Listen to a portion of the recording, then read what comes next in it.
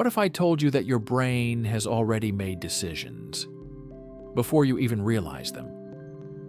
Imagine you're about to press a button. You feel like you choose the exact moment.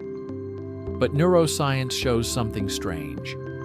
Your brain prepared that move hundreds of milliseconds earlier. So the question is, are we really in control? Or is free will just an illusion? The Libet experiments. In the 1980s, neuroscientist Benjamin Libet designed a now-famous experiment. Volunteers were asked to perform a very simple task: move their finger or press a button whenever they felt like it. At the same time, they watched a special clock and reported the exact moment they became aware of their decision to act. Here's what Libet discovered. A signal in the brain, called the readiness potential, appeared about 300 to 500 milliseconds before the person reported consciously deciding.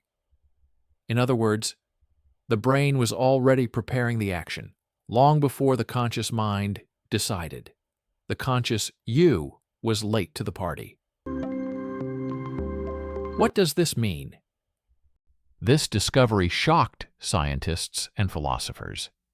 If the brain makes decisions before we're aware of them, who or what is actually in control? Think about daily life. You feel like you're choosing what to eat or what words to say in a conversation. But many of those actions are prepared unconsciously by habits, emotions, and brain processes outside awareness. And only after the fact, your mind invents a story. I chose this. Here's a simple example. How often do you find yourself opening social media without even realizing it? You didn't sit there and consciously decide, now I will check my phone. Your hand just moved. That's how deeply habits and unconscious impulses drive behavior. But here's the good news. Once you notice these patterns, you can interrupt them.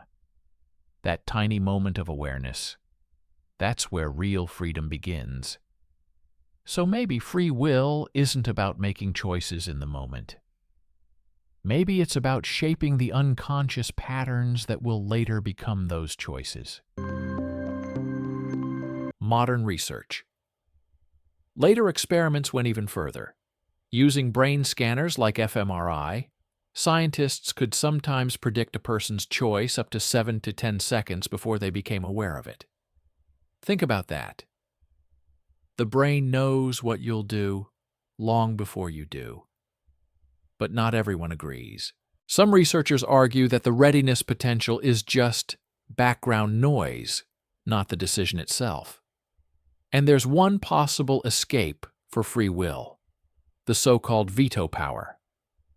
Your brain may prepare an action unconsciously, but consciousness still has the chance to stop it at the last second. In other words, you might not be the initiator, but you could be the editor. The philosophical level. This raises a profound question. If decisions begin in the unconscious, how responsible are we for our actions? For centuries, philosophers have wrestled with this dilemma. Let's explore three perspectives. Determinism versus free will. Some argue that every thought and action is part of a causal chain, predetermined by past events. In this view, free will is just an illusion. Yet others counter that even if impulses begin unconsciously, we still have the power to choose how to respond.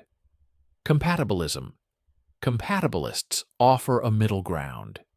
They suggest our choices are shaped by past experiences and brain mechanisms, but not dictated by them. For instance, my brain might predict I'll order pizza tonight. Yet, with new information or a moral reason, I can change my mind. Free will, then, isn't absolute freedom, but the capacity to navigate within constraints. Neuroplasticity and habit formation. Another perspective is that free will isn't about split-second decisions at all. It's about shaping the brain over time. Through practice, education, meditation, and self-reflection, we can rewire our neural circuits. The habits we build today become the invisible forces that guide tomorrow's choices. So maybe the real question isn't who's in charge, but how much influence can we have over the forces that shape our lives? From philosophy to practice, building better habits. Abstract debates are fascinating, but here's the practical takeaway. Our freedom grows when we design better habits. How do we do that? Awareness. First, notice your current habits. Which ones hold you back, and which ones support your goals? Awareness is the entry point to change. Self-discipline. Change rarely happens overnight. Start small. Set clear goals, like 5 minutes of stretching each morning or reading before bed. Each act of discipline lays another brick in your foundation. Balance. Discipline doesn't mean rigidity. Rest and pleasure matter, but they must be balanced. Training your willpower, like a muscle, helps resist overindulgence. Priorities. Structure your time around what matters most. Focus on high-impact tasks first, and silence distractions like endless scrolling or background TV. Repetition. Habits form through practice. The more consistently you repeat an action, the more it embeds into your subconscious. Over time, it stops being effort and becomes identity. Progress tracking. Measure your growth. Journal small wins and reflect on setbacks. This feedback loop sharpens your strategy and keeps motivation alive. Lifelong learning. Feed your mind. Books, courses, conversations, all expand your mental toolkit and improve decision-making. Supportive environment. Finally, surround yourself with people who reinforce your best self. Motivation is contagious, and growth multiplies in the right company. Step by step, this is how we reclaim agency, by reshaping the invisible patterns that guide us. In the end, free will may not be absolute freedom, but it can be trained, strengthened, and expanded through the choices we practice every day.